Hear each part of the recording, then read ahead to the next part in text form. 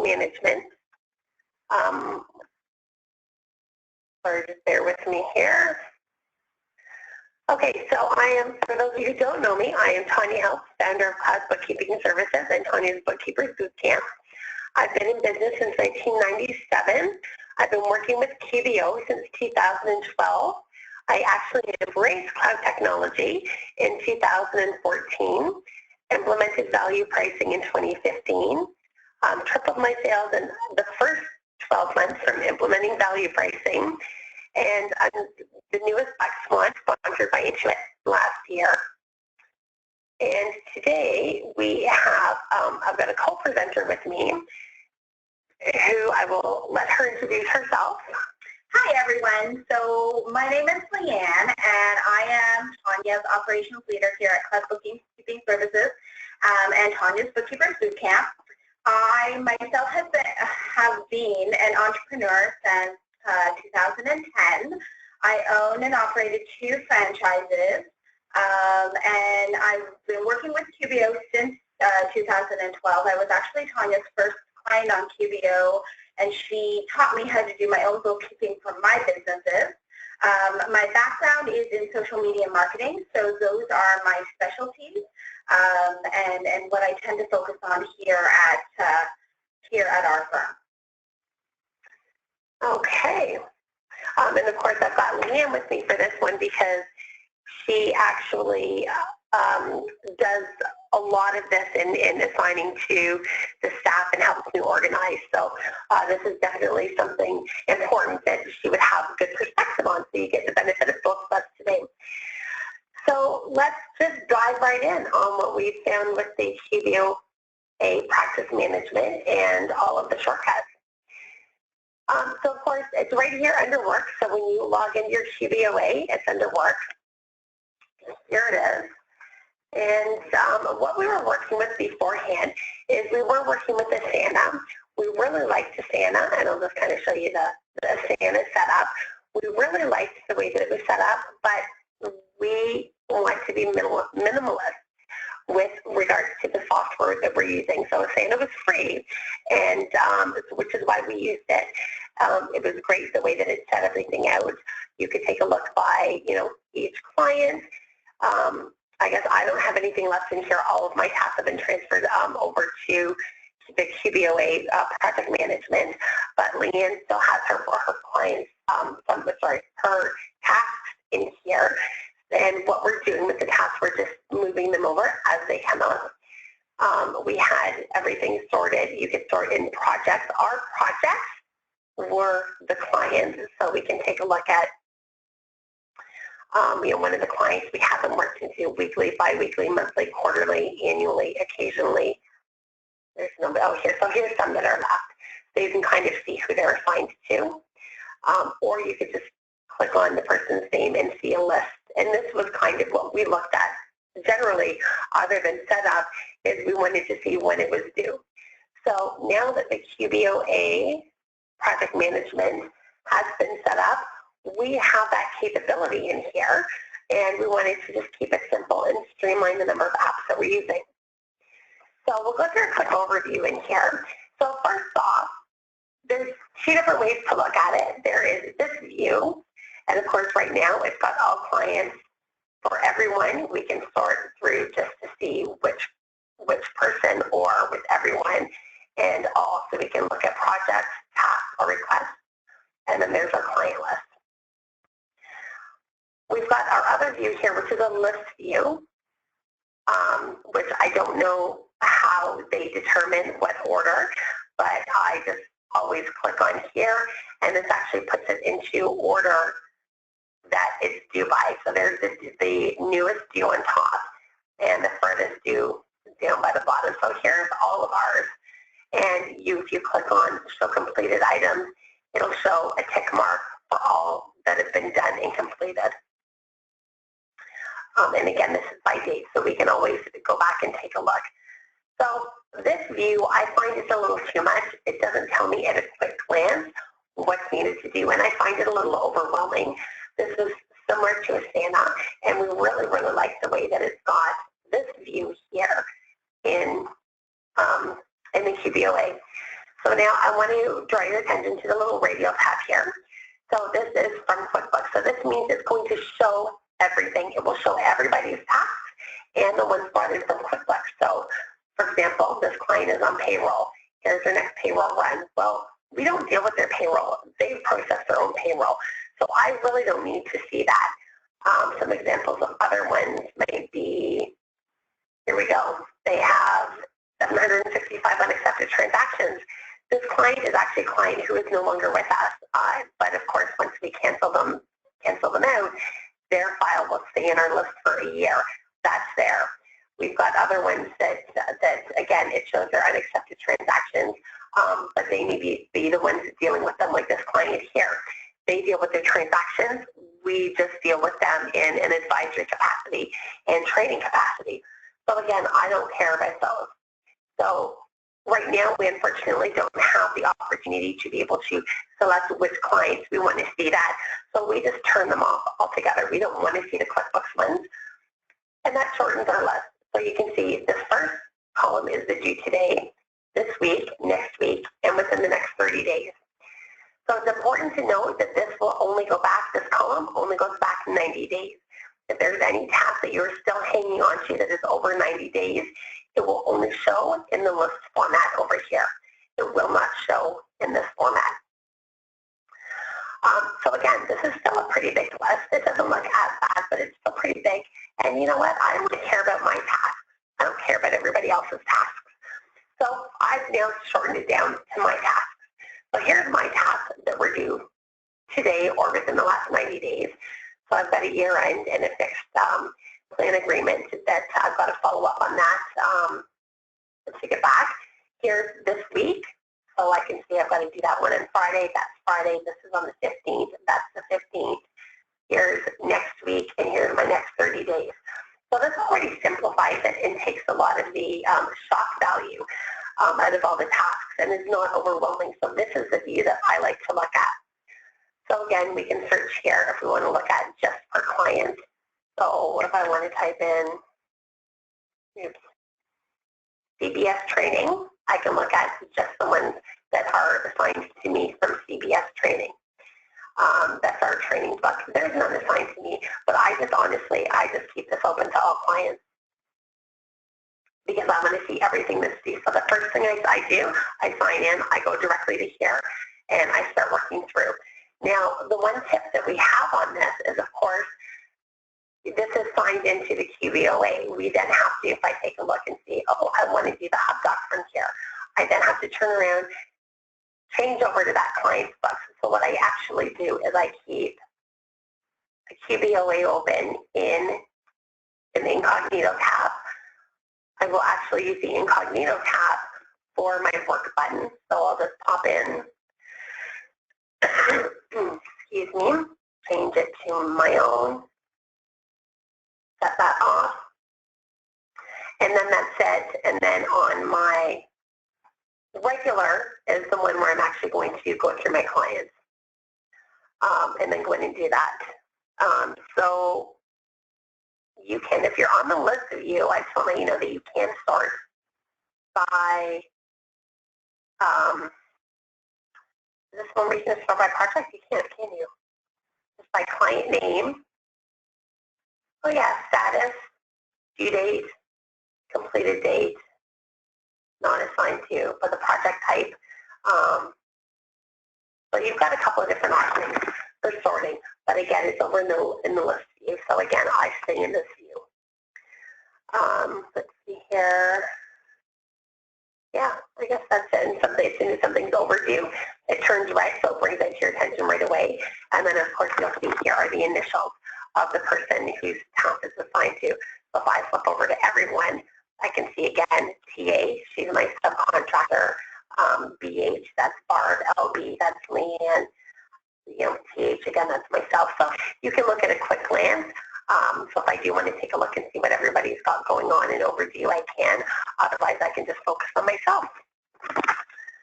So I'm going to let Leanne take over.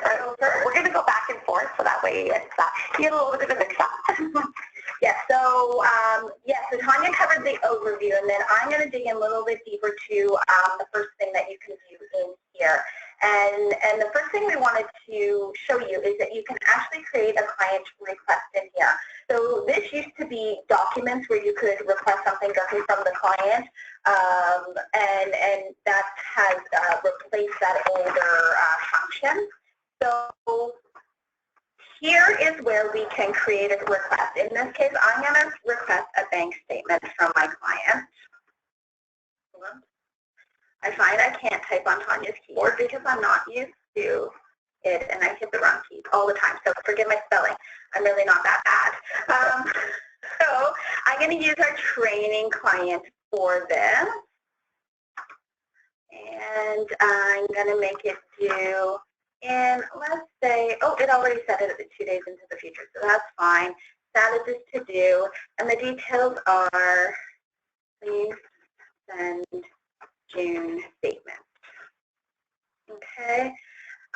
This is where I could add a document to the client, and I'll show you how I've used that a couple times in a minute here. But basically for that, I'm going to publish to the client's QuickBooks, and it is going to send an email. Now, we don't have an email currently in our training file, so I'm going to enter in our support email so that we can show you this full process.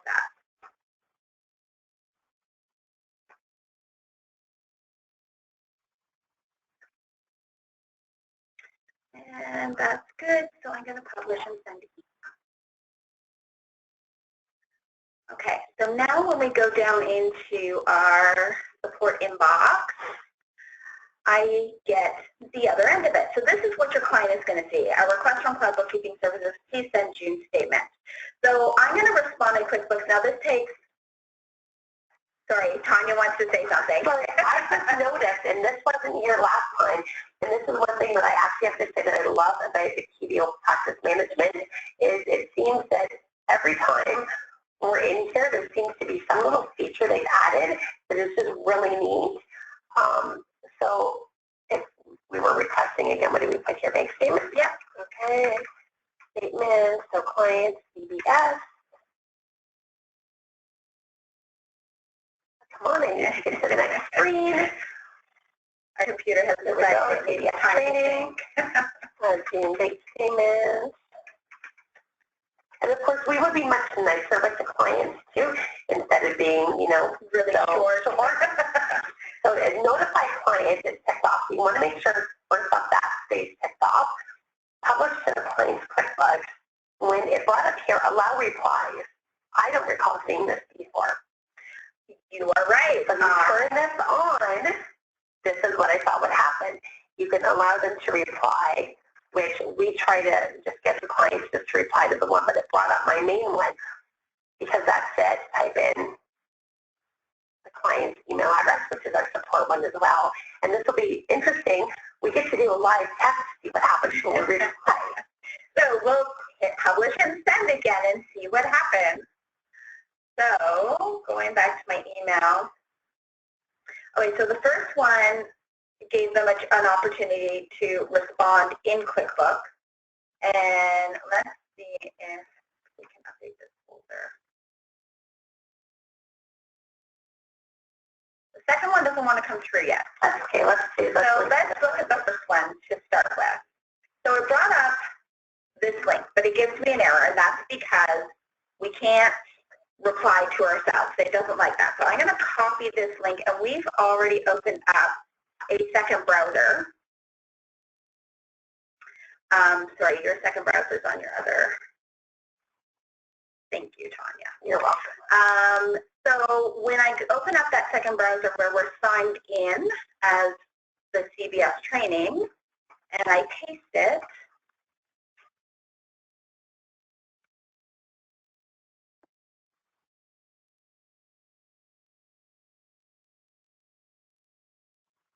now this gives us our request. So you can see we've tested this a couple of times here. So both requests are here. So the first one we sent here, if I wanted to reply to it, if I was the client wanting to send back this document, I could simply open it here in my QuickBooks and add a document. I'm going to find something to add to it. Tanya's lovely cleaning mess. And we will send that back.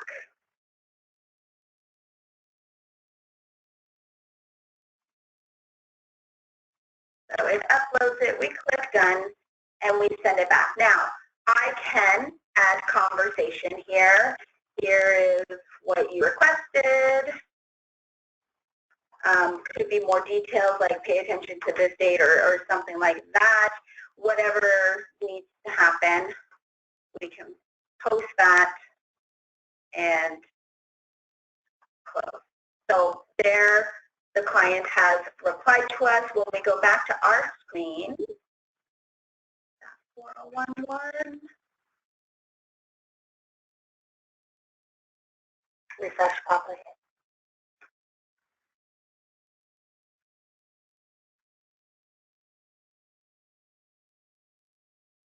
Yeah, the request gets added into our to-do list. Excuse me, as well as the response gets added into the to-do list. So once we get that up, you will be able to see that. So July 14th. I might have put it under stuff. Okay. So if we look at July 14th, scroll down. Yeah, here we go. So July 14th. Yeah. So please send bank statements. so you can see the one below is Tanya's second request, the second one she sent, and you can see how it's simply a to-do on our list. The one that I've replied to as a client is now showing in progress. So now when I grab that bank statement and do whatever needs to be done with it, I can change this now to be done. And that will take it off my list. So I'm going to take a look back at our email and see if that second one came through. Now it has. It just needs a little bit more time. So I believe this will now allow us to reply. Yeah.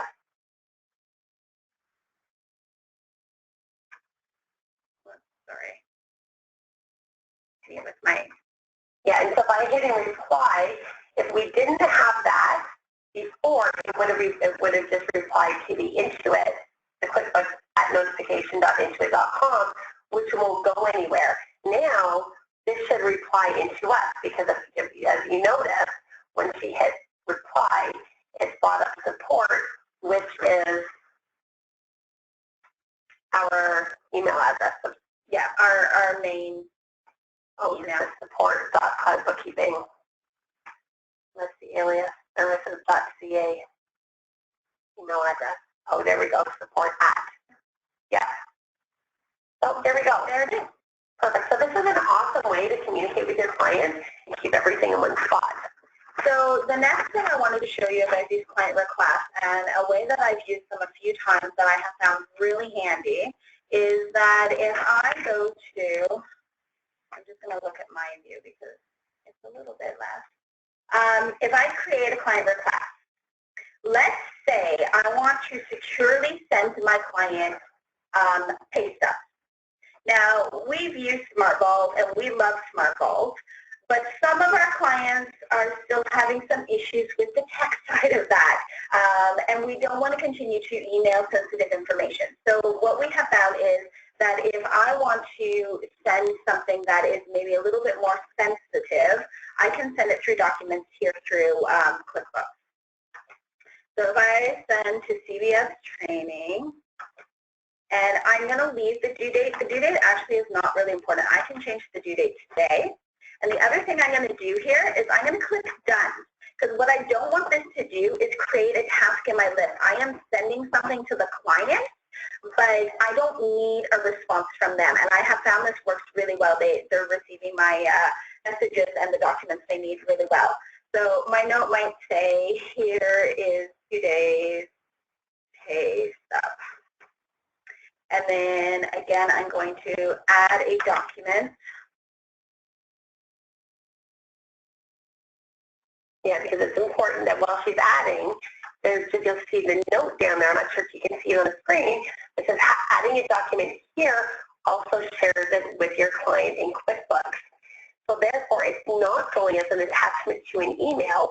It's going to be in the client's QuickBooks. So they need to log into their QuickBooks account with their login information to be able to access it. Exactly. So it's a great way to share information with them. So it's still going to notify the client. We've got the document here. We've got the email. We're going to publish to the client's QuickBooks. I'm going to type in, again, our support so you can see what it looks like on the other end.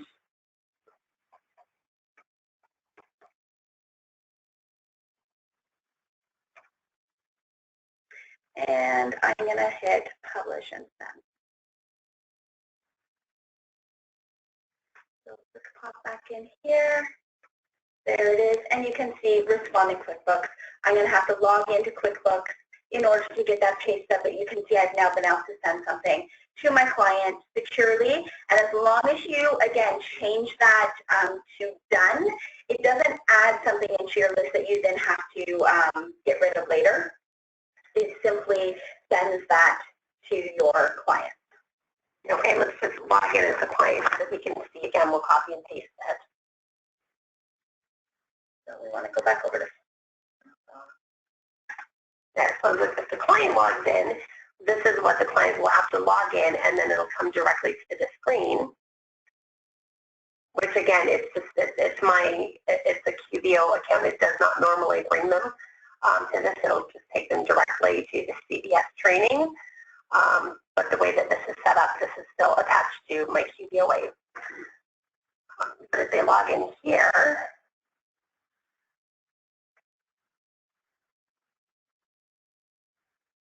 and they're bringing that, why is it still bringing it back to the same page? I don't know, it's not going to select that one as much. Okay, well, let's try this. If we go to CBS, you should also be able to get to it, or your client, per se, should also be able to get to it with the new My Accountant option that is down here on the side. Right. In real life, the client has just been there from when they log in because, like I said, we've had no issues with it. We've been using it for about a month. Yeah, we only complicate things when we try to do it for ourselves. So here it is. Here's today's pay stub. You can see there's one document attached. So again, now I've managed to send something to my client. It's here in QBO. It's secure, and they haven't had to go anywhere else to get that information. Now, there's also one more spot where you could potentially put that if that works for you. It won't necessarily send out an email, though. However, but if you come back here, this is the one we're working from, right? Are we working from this point? Yeah, it doesn't really matter. Okay, so if you go into your client through here, and we bring up our CBS training. Right here, now this is new as well here, new notes. We'll talk about that in a little bit, but you share documents. You can add a document here, which is great. So you can add something here. Here's all the documents, but you can even just go ahead and upload something on here. And then it's automatically, the client can access that through, it's this one, if they click on shared documents, they'll be able to see a list of all the documents as well through here. So that's really neat to be able to access that way as well. Great. So, yeah, so now back to you, Tanya, if you want to show them how to create a project. Okay, and you're doing the notes later, right? Or should we just do that now while we're here? No, I've got it later. Okay. Okay, so we're just going to jump back to the project for now. There we go. Okay, so if you're adding a project, you want to create a project, you just click on here. You can just type in the project name. So what would this be? Let's say we've got a, Quarterly HST. Yeah.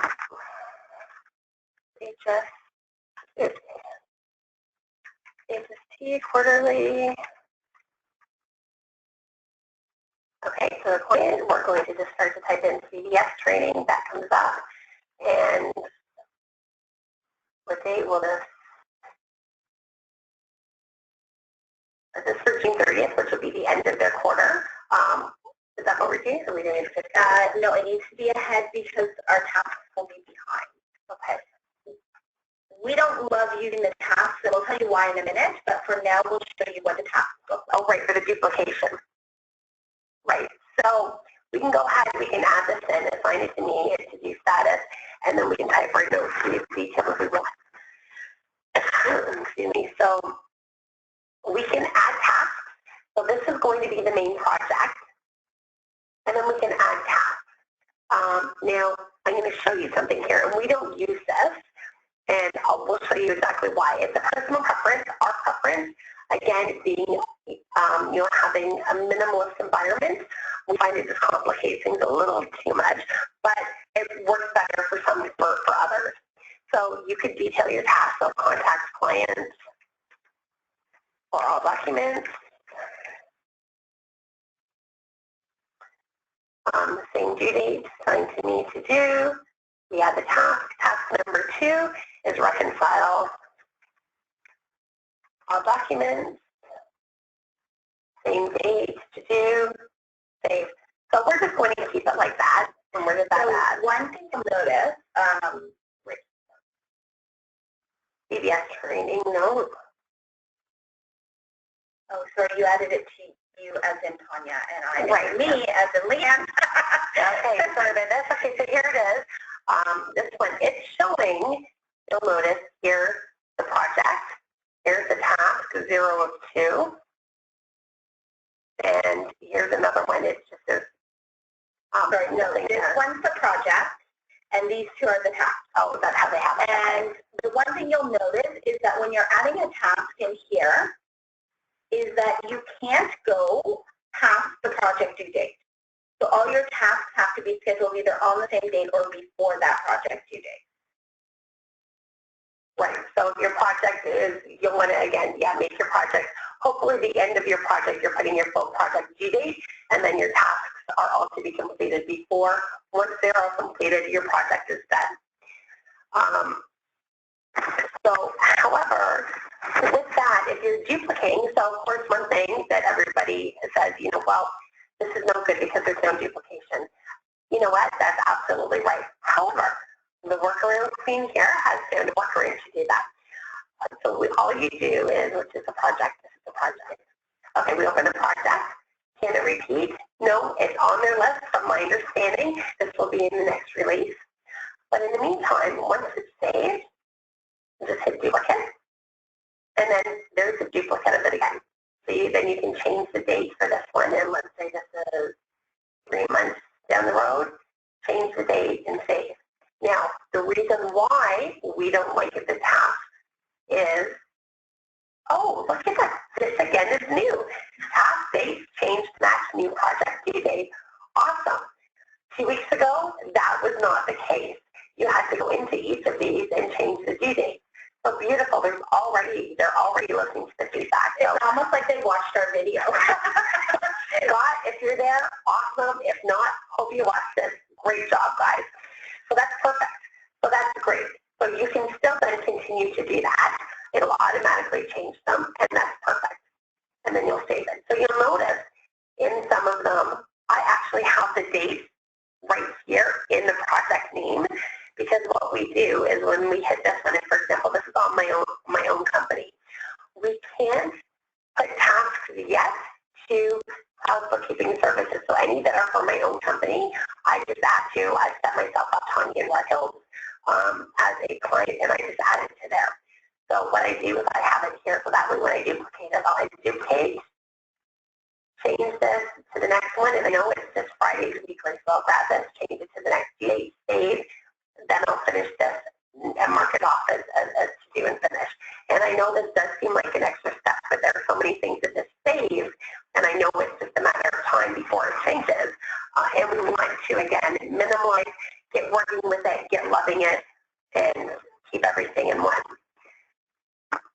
Now, the other way, I guess, that we can do this, Leanne is going to show you. Yes, so the one thing you'll have noticed there is, so when we added that HST quarterly project with 2 tasks underneath it, it has now added 3 things into our list. Now, that might not seem so bad when you're looking at this page, but when I have about 15 quarterly HST filers, and our HST actually has 4 tasks under it, that's adding 5 items to my list for 15 different clients that are all going to come up on the same date. You know where that might be good? Sorry, just hit me. That might be good if you're putting an annual workflow. And your annual workflow has different dates spread throughout over the place. Okay, I can see that, because then it would add all your tasks and you'd be done in one workflow and you could easily duplicate it. So yes, Tanya's right. In an annual workflow, that would actually be a really handy thing. In a quarterly HST setting, it would probably stress me out an awful lot to see all those tasks come up. So we found a workaround for this. So I'm going to show you how to add that project with that workaround. So we're going to create a project here. In this case, I'm going to use a payroll reminder. And again, I would do this probably bi-weekly. Most payrolls are bi-weekly. And bi-weekly what day? I don't know. Maybe their payroll happens. I guess I would do it on a Tuesday, right early in the week. Okay, so we'll choose CVS as the client. And we'll make it due next Tuesday. So it's assigned to, I'm going to assign it to me because I'm actually technically signed it as Tanya.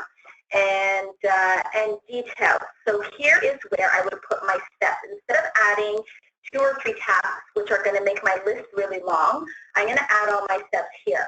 So I'm going to, first step, duplicate. And we do that as a reminder to ourselves since recurring is not yet available, but with the way the changes are happening here, it could be available really soon. My second step, I'm going to say, I'm going to email client for hours. So they're going to send me the hours that I need to make the payroll out for. And then my third step, I'm going to say is process. Okay?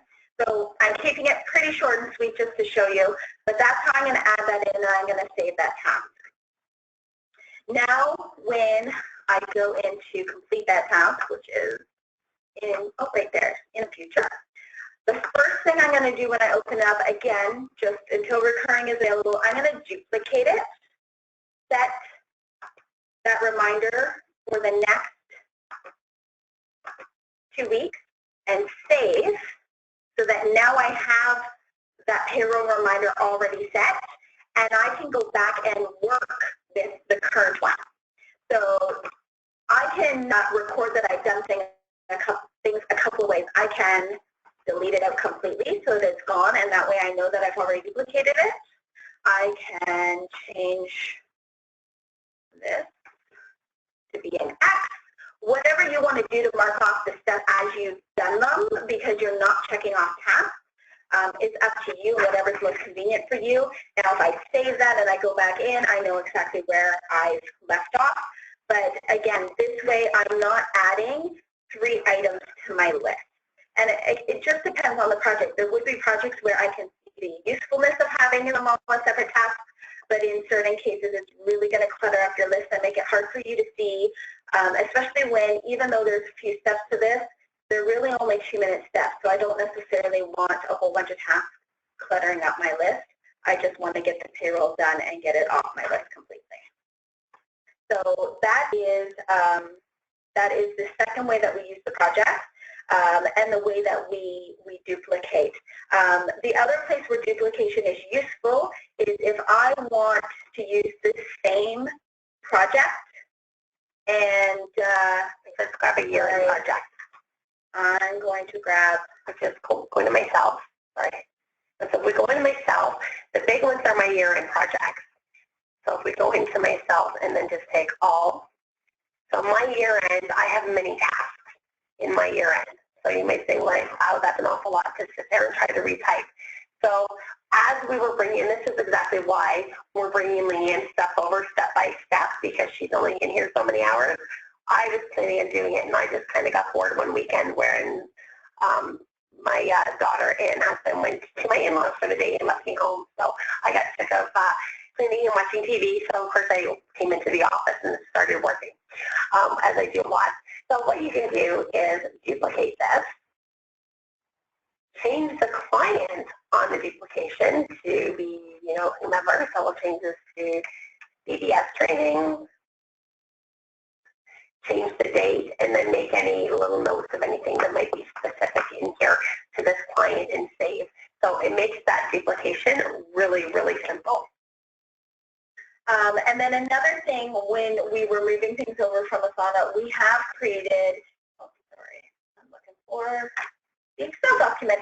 We have created a basic Excel document that tells all the tasks that we might use for any of our given clients. So it's got all of the outline to what might be under weekly or bi-weekly, what could be under monthly, what could be under quarterly, and what could be under annually, so that we can keep track of who we're moving over and what tasks that they need set up. But for a lot of the annual workflows in that, right now, we're using our 17. Yeah, so our 17 apps we're using for workflow. This is more for task follow-ups. So we don't put task follow-ups in 17 apps. We're keeping all of those here in the one spot. Those are automated workflows and whatnot. So here are the tasks. Now, suppose you have a client who leaves, again, because you can sort by clients, or we can sort by CBS training. It's easy to figure out which ones need to be deleted in case you need to go in and delete a project. So we can go in here and grab this one and just hit this here. Do you want to delete the project and all tasks? Delete. And so it's deleted everything that's related with that. So it's really, really easy if a client does leave. We haven't had a client leave since we've been dealing with this. So I assume it's probably not going to go away, just like because as I showed the 765 transactions from that client that had left us was still in the other list. I'm assuming there's going to be no difference in here. So I would rather delete them and take a look at it that way. So next, we can actually, do you want to take them back and show them the notes in the client section, and then we can open it up for any questions? Sure. Okay. So where is the notes here? Clients. This is just new this week, which is really exciting. So if we go from here and we again type CBS, bring up the client. Here's where the new notes section is. So this is really, really neat. So we're going to click on notes. And why are they not coming up? We just added notes into this one. We did. This is thinking. Oh, is it thinking? That's weird.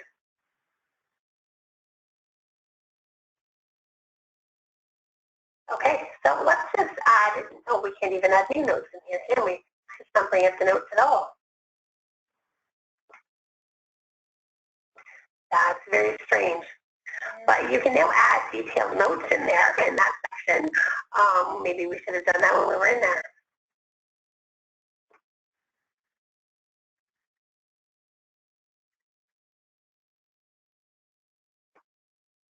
All right, Vincent Scott. We had it running. Here we go. Okay. Just didn't like us for a second. So then you can go ahead and add your notes. So this page, of course, as far as I'm aware, there does not seem to be an end, but there's the date and the time of the note and the note that you put there. So we just added these kind of today because I pointed those out to Leanne as we were getting ready for you. And if you want to pin a note, you can just, click on here. So hers is pinned. So you can see the pin here is green, and on these ones, it's gray. So that's the pinned note. So the pinned note moves to the top, and then it goes up here. So because we use 17 Hats as our main CRM, right now we're going to continue to do so. The reason being is because not all team members have access to all of the clients. So in order for all team members to be able to have access to this, to be able to leave notes, even if they've just taken a brief message or whatnot, they'd have to have access to all the clients. So we're not set up that way. However, what we are going to be using this for is important notes that you need to be able to find right away, such as, our SOP. We have different SOPs and different instructions and different little unique things for each client. So we are going to be putting these in here so that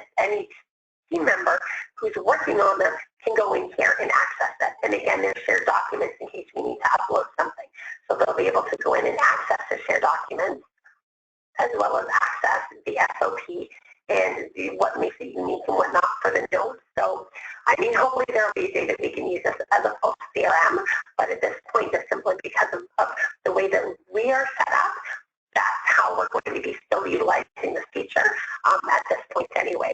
So that was really exciting. And then, of course, the client's information, because this is the CPS training, there's no email or there's nothing entered in at this point, but we can certainly go ahead and fill that in. Yeah, so that's, I guess, about it for that we've taken you through the run through. So let's open it up and see if there's any questions to the floor.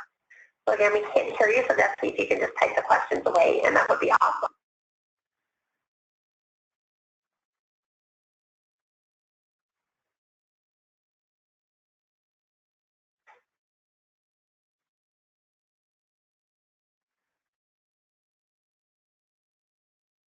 Can you hear me now? Oh, yes, we can hear you now. Perfect. Okay, because of that. Okay. It doesn't have a microphone built in there, it's only speaker. Okay, thanks, Tanya. Sorry it's been so late in Ontario. You have to stay up so late for us. And that's okay. Yeah, so if anybody have questions, I just need to walk around. You just speak closer to the computer, then you can ask any question. No? You ask about the value pricing? Hey, Tanya, off the topic, there's Wendy in our QBO in Quinty group, and she wants to know more about value pricing instead of this. Okay. Do you have another hour, Wendy? Yeah, I just did the value pricing. I've got another webinar coming up on the 26th, a live webinar, but I do have a link.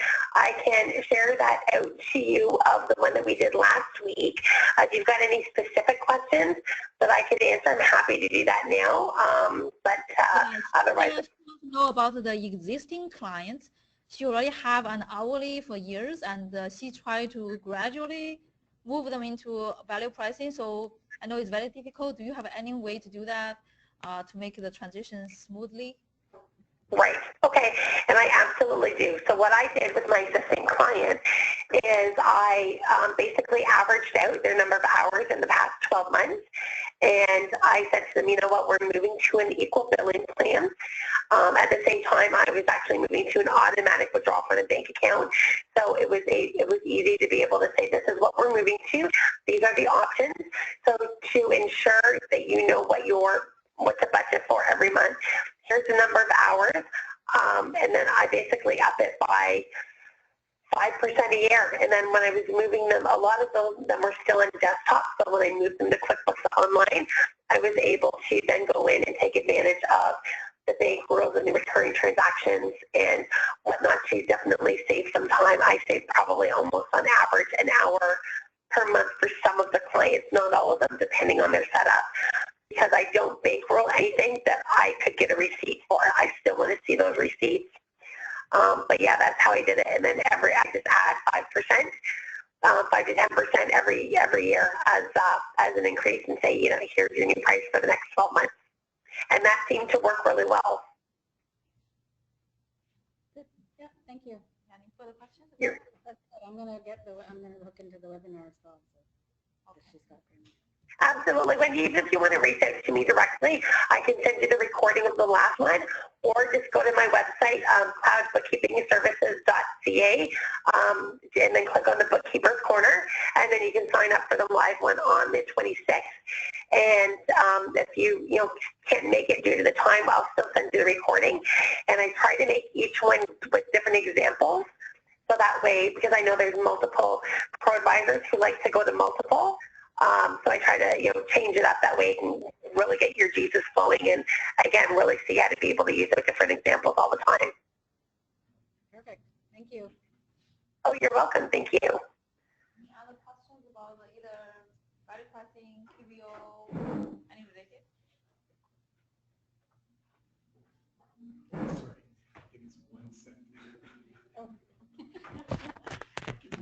Okay, thanks, Tanya. I will email you the attendees who want to have your webinar and want to have a recording of this presentation. Thank you so much for your time.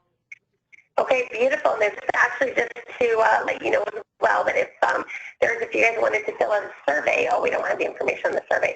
There's also a survey link if you just go to cloudbookkeepingservices.ca/survey. That is for filling out a brief survey. You can actually have your name entered into a draw for a Tim Hortons gift card as well too. Okay, thank you so much.